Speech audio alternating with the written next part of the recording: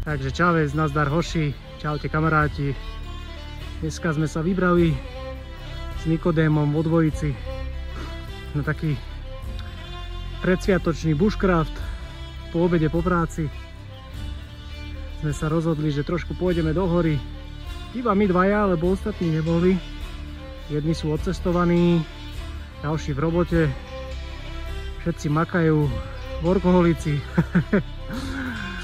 Točia peniaze a my sa tu túlame po lese. A rozhodli sme sa, že pôjdeme preskúmať takú druhú časť hory, kde sme ešte vlastne neboli. Tam všade sme už boli, teoreticky. Tak teraz sme išli preskúmať horu oproti. No a zatiaľ je to tu také kopcovité, samý strmák, tak sa snažíme nájsť nejaké rovné miesto, že kde by sme si spravili tábor. Šlapeme už cca nejakú tú hodinku, no tak uvidíme. Snáď niečo nájdeme. Čas máme momentálne 18:33. Takže dúfam, že do pol hodiny niečo nájdeme. Zostávame každopádne na noc. Spravíme niečo na jedenie, posedíme, podebatujeme a zajtra pôjdeme domov. Takže keď vás to zaujíma, zostaňte s nami, budeme radi a ideme na to. V tejto časti hory sa túlali aj medvede, videli ich tu nedávno, cca pred 2 týždňami. Takže musíme mať aj oči otvorené. Ale tak hádam ich nestretneme.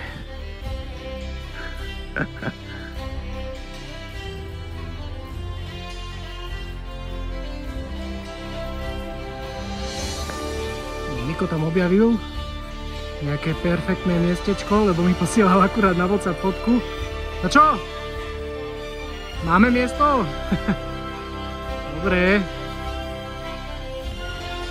Nie je to moc šlapania, ne?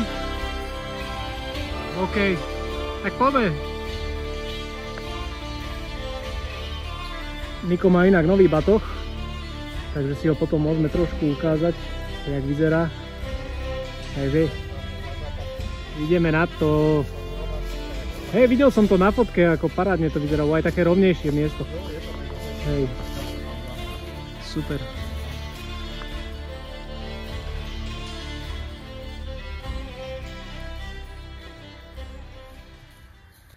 Nikov parádny nový batoh. Priatelia, takéto zozadu otváranie, brutalita. Krásne si ho viete otvoriť, všetko máte hneď po ruke. Super. Dobre. Samozrejme na bok si vie pripnúť ešte tie dve kapsy, ktoré potom zvyšujú vlastne veľkosť toho batohu o ďalšie litre. Čiže parádzina. No a tu už máme niečo vychladené, špeciálne pri takomto západe slnka, kamaráti. Takže tábor sme si našli, tábor budeme mať tu, priatelia. S takým trošku aj výhľadom na tú stranu. S takým trošku lepším na túto stranu. Len to chce si tu nájsť taký rovnejší flek a spravíme niekde. Nejaké miestečko si tu nájdeme a pozavesujeme plachty, spravíme, zárovnáme a bude vybavené.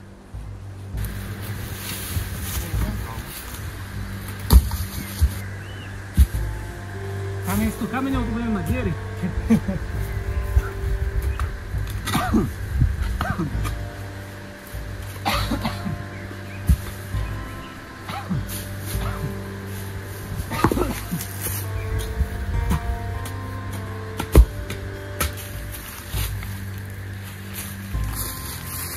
Wow. Skaj sa bude vchádzať nejak. Stred asi necháme taký voľnejší, ne?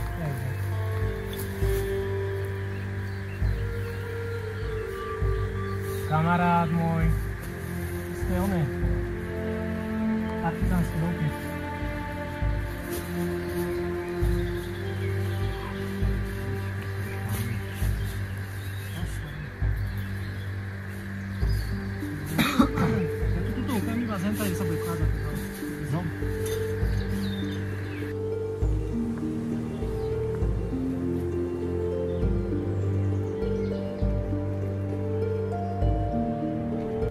kemp máme hotový, postavený.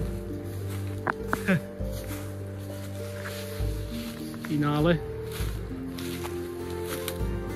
Dali sme tam aj kamuflážnu sieť, takže vypadá to fakt parádne. Zvonka možno ani tak nie, ale znútra je to čistý luxus. Takže asi tak. Takže kamaráti, najedli sme sa, konečne sme si niečo zajedli, lebo však ako nejedli sme odkedy? Od obeda. Ja som naposledy o nejaké 14. jedol. Najedli sme sa, ja som si dal nejaký guláš, Niko si dal fazole, no a už len vegetíme pri ohníku. Oddychujeme, užívame večer. Pekný výhľad, hviezdy, mesiac. No, volá, čo tam je ešte vidieť, ale sú aj hviezdy. No, čiže ohľadom batohov sme sa chceli trošku pobaviť. Takže každý jeden sme chceli nový batoh. No. A ňúrili sme, začal s tým Niko. Proste, že ide meniť batoh, hej? No však ja som taký fanatik do toho, ja mením každé 2 mesiace. U teba to tak prišlo, že ideme meniť batoh, hej? Tak ty si to tak povedal. A jak si to povedal, tak zase ja som začal snoriť, vieš, že iba tak do budúcna, že aký batoh by som asi tak vybral, vieš. No lenže už to začalo byť také, že už došiel som do práce na 8, vieš, a prvé, čo som zapínal, bol rigát, vieš, a batohy. Takže už som snoril a ja. No a tak ty si vlastne aj našiel. No, tak to som koľko mesiacom vyberal. Hej. Keď nie viac. A ja som taktiež, že sedel som pri tom fakt, že celé dni od rána do večera a ešte aj večer, keď som lahol do postele, kamarát, normálne... Ja som tiež, normálne, počúvaj, do 10. do večera, ešte o 8. som si lahol, do 10. do večera som pozeral reviews v angličtine, pozeral som rôzne stránky, na YouTube všelijaké tieto testy a jedno s druhým a proste som si zvažoval, že ktorý batoh by som si asi tak objednal. Takže ako... Ty si potom vlastne aj našiel, že ktorý by si teda vybral. No ja som mal vlastne 3 na výber, všetko od V-Sportu. A nakoniec Silver Fox. Silver Fox, ale ono je to dvojka, nie? Nejaká druhá dvojka, je dvojka, hej. Silver Fox 2, no. Ešte aj s bočnými kapsami, takže sumkami, alebo jak to nazvať, hociako. Hej. Taký univerzál aj na leto, je malý, pridáš toto, je aj na zimu. A taký šikovný. Som spokojný. Dneska vlastne prvýkrát ho mám. Parádny, ako za mňa úplne super batoh. Aj vyzerá, aj kvalita. Hej. A na to, že ho máš bez tých bočných váčkov, ktoré tam pasujú, ako perfektne podľa mňa, už to vyzerá taký military batoh. Aj čo sa týka šitia, aj vyhotovenia toho batohu, tak som si všimol, že fakt kvalita. No. Tak ale zase oni majú aj ceny dosť vysoké. Áno, to V-Sport už aj bola, čo stojí. Dosť je to porovnateľné s Tasmanom, lebo oni majú už tie ceny ako cez 200-300 eur. V-Sport sa škrabe na Tasmana. Akože v cene už je to také v závese. A je to, majú aj drahšie. Je to Cordura 500 alebo 700? Alebo kombinácia? Pri tomto nebolo uvedené, tuším, ale podľa mňa to 500 to nie je. Moc tuhé to je na 500. 500 som mal Pentagona. Takže to bude vyššie, hej? No. Neviem, či 600 bola, to robí, ale podľa mňa... Robia, počúvaj, robia aj 330 som videl. No, to som videl, ale 600, neviem, 700. Ale každopádne je to buď minimálne je to 500, alebo je to viac. No. Hej, viem, že Reindera robia 500. Hej. A váži takisto, ako tento Silver Fox, pritom Reinder je väčší, aj má tam chrbádiny a podobne. A váhovo sú rovnaké, čiže toto 500 nie je. On bude... Neviem, 600, 700, neviem. Ale akože... Je taký tuhší ten materiál, takže... Batok vyzerá parádne, proste to je vidieť, že je to kvalita, že si za to zaplatil. No, to neviem. Takže tak. A... Ja som tiež špekuloval, pozeral som, tuto som Nikovi posielal. Však my si posielame batohy furt. Strašne som chcel vyskúšať značku Mystery Ranch, čo je vlastne americká značka a oni majú jednak kvalitné veci, a jednak, že veľmi komfortné. Ja som toto práve chcel vyskúšať, že či je to fakt ten komfort taký, ako to oni prezentujú na tých fórach a tak ďalej. Lebo takto, mám batoh od Tasmanu, ľahký, mám batoh stredný a ešte chcem mať do tretice batoh, ktorý bude o niečo väčší ako tento Tasman Ride Pack MK3. Takže som hľadal niečo trošku väčšie, čiže pohyboval som sa 60 až 80 litrov, hej. Lenže tie batohy, ktoré mal Mystery Range, mali tam Metcalf a Pintler a tak ďalej a dizajnovo mi moc nesadli, však som ti to posielal. No. Lebo ono Mystery Ranch, si povedzme na rovinu, je to značka, ktorá robí batohy pre lovcov, pre polovníkov a tak ďalej.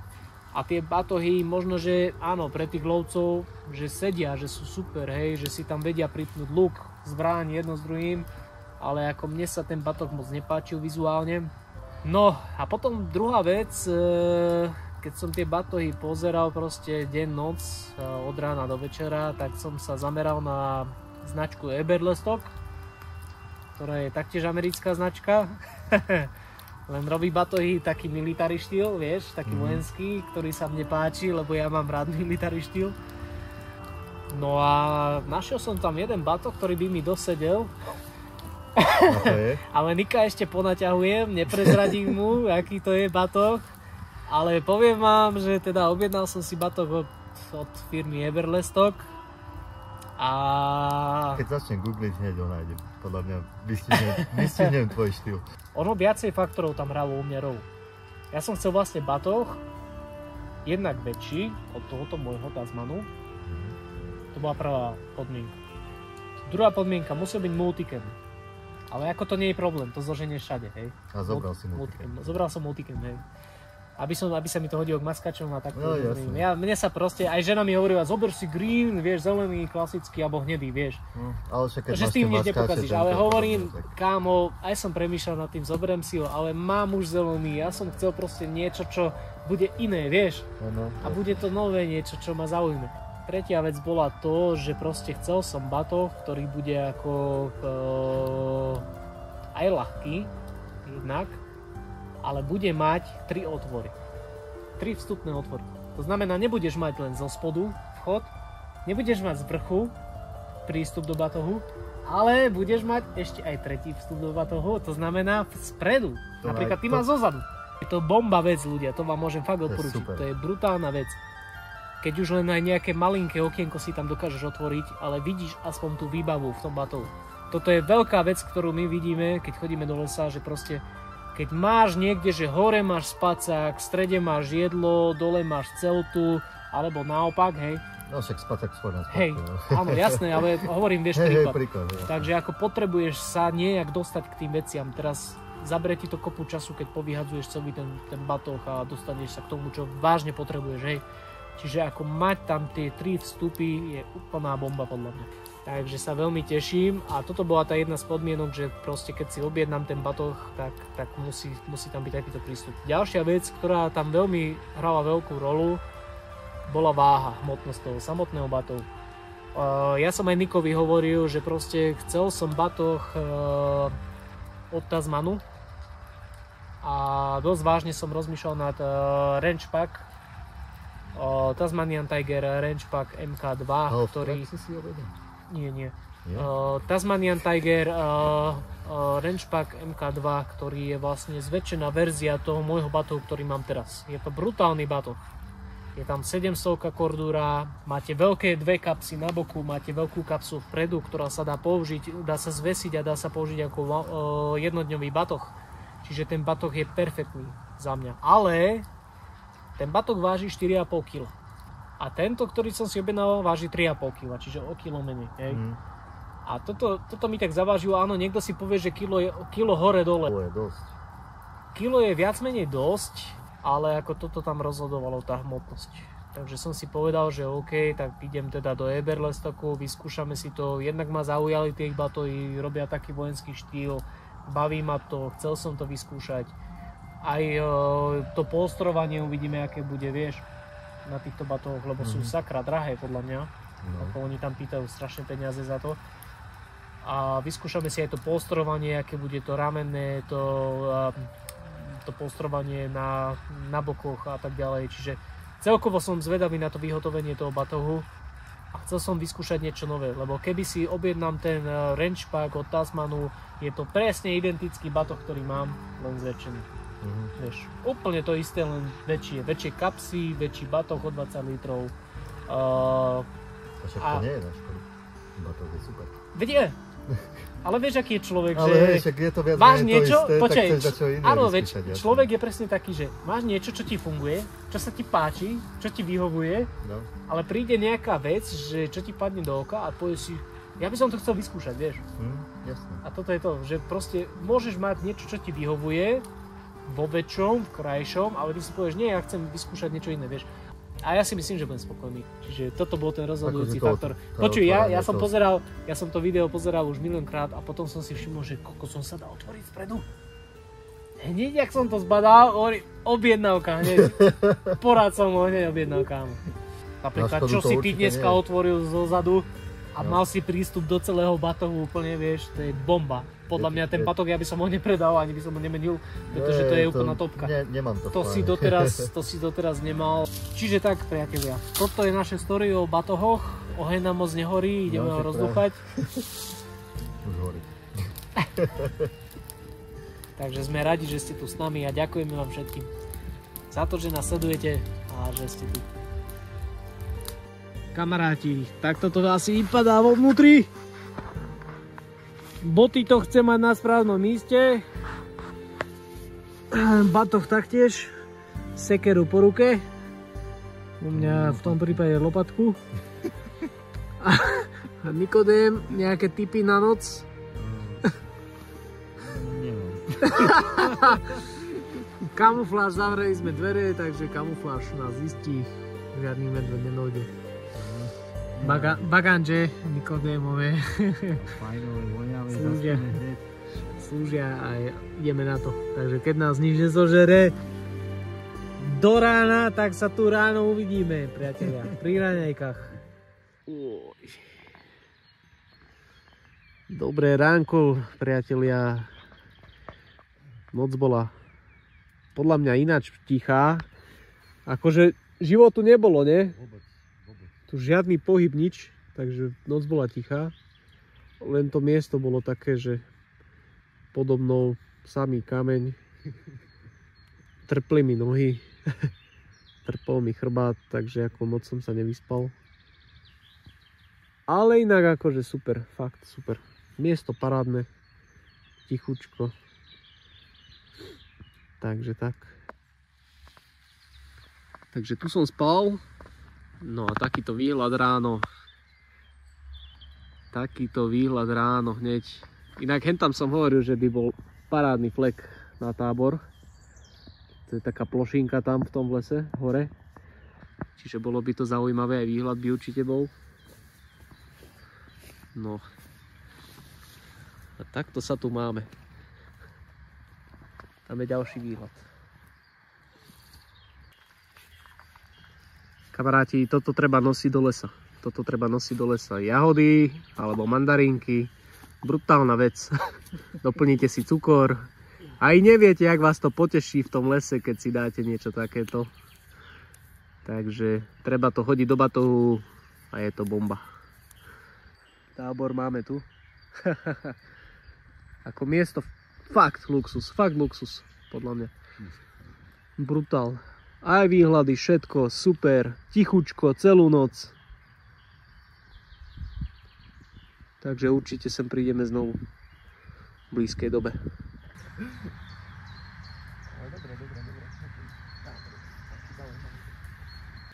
Takže máme zbalené, tábor poskladaný, batohy pobalené. A ideme pomaličky dolu.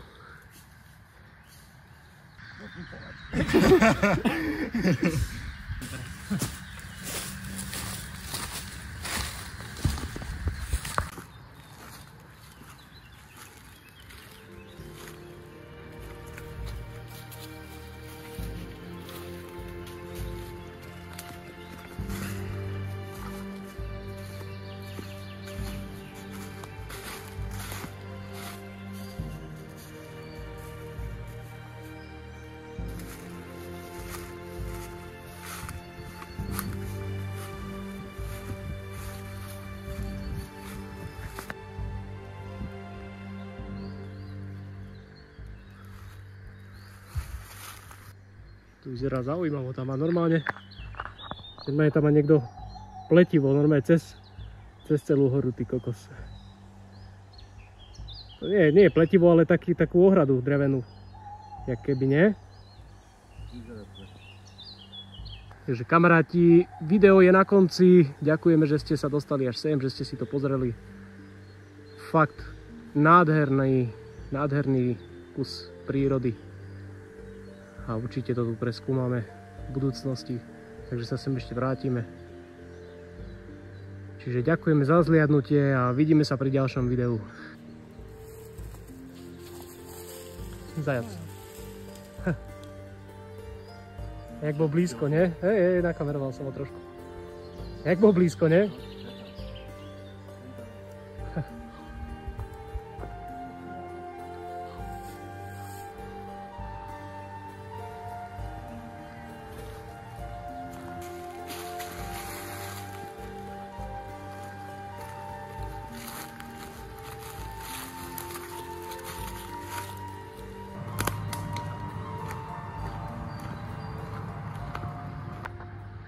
Normálne som došiel pri auto, kamaráti, a nejaká mačka alebo nejaká kuna sa tu pekne vyšantila. Pozrite, hen tam spala si, tuto pobehovala, tu hore, tuto asi bola diskotéka.